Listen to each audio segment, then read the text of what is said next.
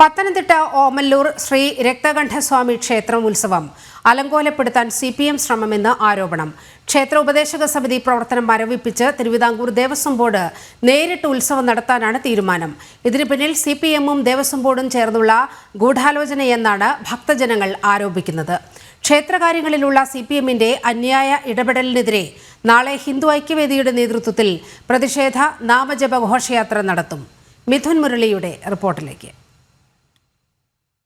പത്തനംതിട്ട ജില്ലയിലെ പ്രധാന ക്ഷേത്രങ്ങളിലൊന്നാണ് ഓമല്ലൂർ ശ്രീ രക്തകണ്ഠസ്വാമി ക്ഷേത്രം. ഇവിടുത്തെ ഉത്സവം മെയ് 8-ന് തുടങ്ങാനിരിക്കുകയാണ്. ഉത്സവവുമായി ബന്ധപ്പെട്ട ആശങ്കയിലാണ് ഭക്തജനങ്ങൾ. ഇതിന്റെ നടത്തിപ്പുമായി ബന്ധപ്പെട്ട് CPM പ്രാദേശിക നേതൃത്വം ഇടപെടുന്നു. ഉത്സവം അലങ്കോലപ്പെടുത്തുന്നതിനുള്ള ശ്രമങ്ങൾ നടത്തുന്നു. ഭരണസ്വാധീനം ഉപയോഗിച്ചുകൊണ്ട് ദേവസ്വം ബോർഡിനെ കൂട്ടുപിടിച്ചുകൊണ്ട് അതിനുള്ള ശ്രമങ്ങൾ നടത്തുന്നു എന്നുള്ളതാണ് ഭക്തജനങ്ങളുടെ പ്രധാനപ്പെട്ട ആരോപണം, ആശങ്ക.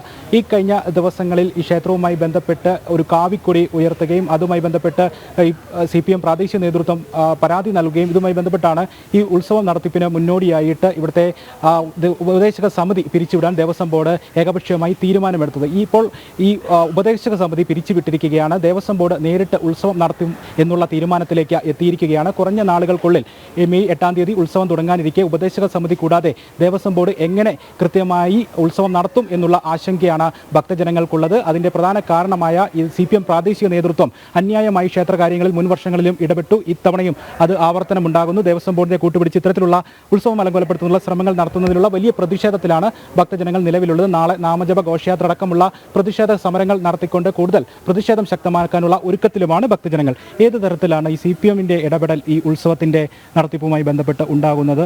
ഒപ്പം നിലവിൽ എന്താണ് നിങ്ങൾക്ക് ലഭിക്കുന്ന ഭക്തജനങ്ങൾക്ക് അറിയാൻ കഴിയുന്നത് ഈ ദേവസ്വം ബോർഡ് ഈ ഉപദേശക സമിതിയെ മരവിപ്പിച്ചതുമായി ബന്ധപ്പെട്ടുള്ള കാര്യങ്ങൾ? കഴിഞ്ഞ കുറച്ച് നാളുകളായിട്ട് ഓമല്ലൂർ ക്ഷേത്രത്തിൽ ഉത്സവ നടത്തിപ്പുമായിട്ട് ബന്ധപ്പെട്ട് വിവിധ തരത്തിലുള്ള ബുദ്ധിമുട്ടുകൾ CPM-ന്റെ ഭാഗത്തുനിന്ന് ഉണ്ടാകുന്നുണ്ട്. 2023-ലും ഇതേപോലെ തന്നെ ഉത്സവം അലങ്കോലപ്പെടുത്താനുള്ള ഒരു ശ്രമം നടന്നെങ്കിലും ഭക്തരുടെ സമയോചിതമായ ഒരു ഇടപെടൽ മൂലം അത് ഇല്ലാതാക്കുവാൻ നമുക്ക് സാധിച്ചിരുന്നു. 2024-ൽ പറയത്തക്ക വിഷയങ്ങളൊന്നും ഉണ്ടായിരുന്നില്ലെങ്കിൽ പോലും ഈ വർഷം ആദ്യം മുതൽ തന്നെ മുൻകൂട്ടി പ്ലാൻ ചെയ്തുകൊണ്ട് അധികാരത്തിൻ്റെ തണലിൽ അവർ ദേവസ്വം ബോർഡിനെ ഉപയോഗിച്ചുകൊണ്ട് ഭക്തജനങ്ങൾക്കെതിരെ ശക്തമായിട്ടുള്ള ഒരു നടപടി സ്വീകരിച്ചുകൊണ്ടിരിക്കുകയാണ്. ഈ വർഷം നമ്മൾ എടുത്ത ഉപദേശക സമിതിയെ പിരിച്ചുവിടാൻ വേണ്ടി ആദ്യം ഒരു ശ്രമം നടന്നു. അതിൻ്റെ ഭാഗമായിട്ട് വളരെ ജനാധിപത്യ രീതിയിൽ ആറന്മുള അസിസ്റ്റൻറ്റ് കമ്മീഷണറുടെ നേതൃത്വത്തിൽ നടന്ന ഉപദേശക സമിതി തെരഞ്ഞെടുപ്പ് റദ്ദാക്കണമെന്ന് ആവശ്യപ്പെട്ടുകൊണ്ട് ലോക്കൽ കമ്മിറ്റി സെക്രട്ടറി ബൈജുവും ദീപു എന്ന് പറയുന്ന ഒരു CPM പ്രവർത്തനം കൂടെ ചേർന്ന് തിരുവനന്തപുരത്ത് കമ്മീഷൻ ഓഫീസിൽ നേരിട്ട് പരാതി കൊടുക്കുകയും 4 മാസ കാലത്തോളം ഈ ഉപദേശക സമിതിയെ പിടിച്ചു വെക്കുകയും ചെയ്തു. അതിനുശേഷം 4 മാസത്തിന് ശേഷമാണ് ഈ ഉപദേശക സമിതിക്ക് പ്രവർത്തിക്കാനുള്ള ഒരു അനുവാദം കൊടുക്കുന്നത്.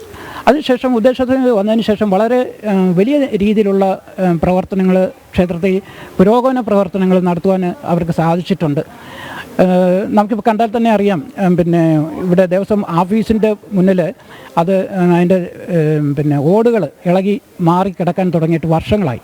ഈ ഉപദേശക സമിതി വന്നതിന് ശേഷം ഏതാണ്ട് 6.5 ലക്ഷം രൂപ അതിനു വേണ്ടിയിട്ട് ഒട്ടുവരയ്ക്ക് വേണ്ടിയിട്ട് ദേവസ്വം ബോർഡിൽ നിരന്തരം കയറി ഇറങ്ങി അവർ സാങ്ഷനാക്കി എടുത്തെങ്കിലും അത് രാഷ്ട്രീയത്തിൻ്റെ മറവിൽ അത് തടഞ്ഞു വെക്കുകയാണ് ചെയ്തത്. ഇങ്ങനെ നന്നായിട്ട് പ്രവർത്തിച്ചു കൊണ്ടിരുന്ന ഉപദേശക സമിതി കഴിഞ്ഞ മാസം 8-ാം തീയതി വാർത്താമാധ്യമങ്ങളിൽ കൂടിയാണ് ഭക്തജനങ്ങൾ അറിയുന്നത് ഓമല്ലൂർ ക്ഷേത്രത്തിലെ ഉപദേശക സമിതിയെ പിരിച്ചുവിട്ടതായിട്ട് ഒരു ഉത്തരവ് ഇറങ്ങിയതായിട്ട് കണ്ടു. അത് കഴിഞ്ഞതിന് ശേഷം 16-ാം തീയതിയാണ് വീണ്ടും ഒരു പത്ര റിപ്പോർട്ട് വരുന്നത് ഉപദേശക സമിതിയെ മരവിപ്പിച്ചതായിട്ട്. അതുമായിട്ട് ബന്ധപ്പെട്ട ഉപദേശക സമിതി കോടതിയിലെത്തിയപ്പോൾ കോടതിക്ക് പോലും അത്ഭുതമാണ് ഉണ്ടായത്. കാരണം 8-ാം തീയതി പിരിച്ചുവിട്ട ഉപദേശക സമിതി എങ്ങനെ 16-ാം തീയതി നിങ്ങൾ മരവിപ്പിക്കും? അതുകൊണ്ട് ആ മരവിപ്പിച്ചത് ക്യാൻസൽ ചെയ്തുകൊണ്ട് ഉപദേശക സമിതിക്ക് അനുകൂലമായ ഒരു വിധി ഇപ്പോൾ ഹൈക്കോടതിയിൽ നിലവിലുണ്ട്. ആ ഹൈക്കോടതി വിധിയെ പോലും മറികടന്നുകൊണ്ടാണ് ഇന്ന് ഒരു പത്രവാർത്ത വന്നിരിക്കുന്നു. ഓമല്ലൂർ ക്ഷേത്രത്തിലെ ഉത്സവം ദേവസ്വം ബോർഡ് നേരിട്ട് നടത്താൻ പോകുന്നു എന്നുള്ളത് ഭക്തജനങ്ങളെ വളരെയധികം ആശങ്കയിലാക്കുന്ന ഒരു വിഷയമാണിത്. കാരണം ഒരു 2 മാസം മുമ്പെങ്കിലും മുന്നൊരുക്കം നടത്തി 10 ദിവസവും ആറാട്ടോടുകൂടി നടത്തുന്ന ഒരു ഉത്സവമാണ് ഓമല്ലൂരേത്. ഇത് ഏതാനും ദിവസങ്ങൾ കൊണ്ട് മാത്രം ഉത്സവം നടത്താൻ പറ്റും എന്ന് ഭക്തജനങ്ങൾ ആശങ്കയിലാണ്. കാരണം ഉപദേശക സമിതി നിലനിൽക്കുമ്പോൾ എങ്ങനെ ദേവസ്വം ബോർഡിന് നേരിട്ട് ഉത്സവം നടത്താൻ പറ്റും?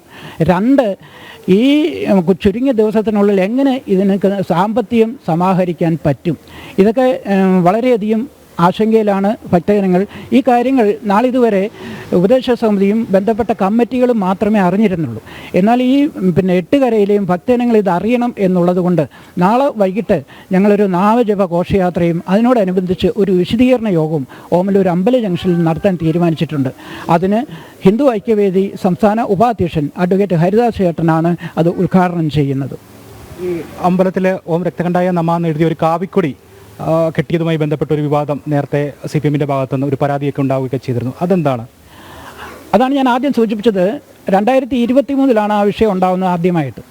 ഏതാണ്ട് ക്ഷേത്രഗോപുരം പണി കഴിപ്പിച്ചത് CPM-ൻ്റെ പഞ്ചായത്ത് പ്രസിഡൻ്റായിട്ടിരുന്ന കുട്ടപ്പൻ നായർ സാർ അവർ ഉൾപ്പെടെയുള്ള ഒരു കമ്മിറ്റിയാണ് ഈ ക്ഷേത്ര ഗോപുരം ഇവിടെ നിർമ്മിക്കുന്നത് വർഷങ്ങൾക്ക് മുമ്പ്.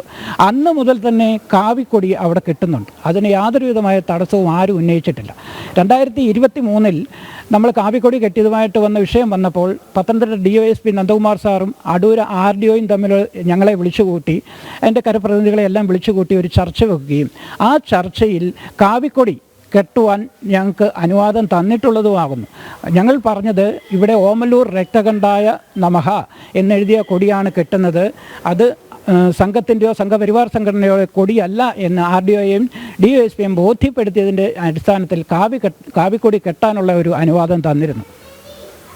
അനാവശ്യമായിട്ട് ഏകപക്ഷീയമായിട്ട് തിരുവിതാംകൂർ ദേവസ്വം ബോർഡ് ഇവിടുത്തെ ഉപദേശക സമിതിയെ പിരിച്ചുവിടുകയും ഉത്സവ നടത്തിപ്പ് ആശങ്കയിലാക്കുകയും ചെയ്തതിൽ വലിയ പ്രതിഷേധത്തിലാണ് ഭക്തജനങ്ങൾ.